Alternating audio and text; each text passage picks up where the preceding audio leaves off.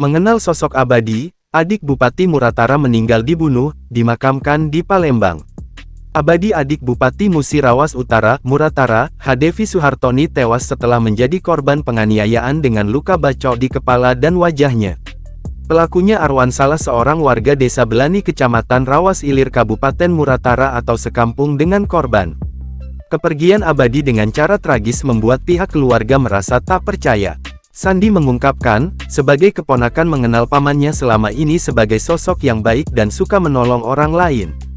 Orangnya baik dan tegas serta selalu membantu masyarakat dalam mencari pekerjaan, ujarnya. Bahkan tak jarang pamannya itu rela berseteru bila ada warga desa Belani diperlakukan tidak adil oleh perusahaan. Selama ini orangnya kami kenal selalu bantu masyarakat cari keadilan terhadap perusahaan, ungkapnya. Diberitakan sebelumnya, dua pembunuh M. Abadi adik kandung Bupati Muratara telah ditangkap oleh Jatanras Polda Sumsel di wilayah Musi Banyuasin, Muba. Hal ini disampaikan oleh Kapolda Sumsel Irjen Pol Albertus Rahmat Wibowo ketika melayat ke rumah duka di Jalan Lapangan Kerikil Kecamatan Sukarami, Rabu, tanggal 6 September tahun 2023 sore. Informasi dari Direktorat Reskrimum, dua pelaku inisial R dan AU sudah ditangkap, ujar Rahmat usai melayat.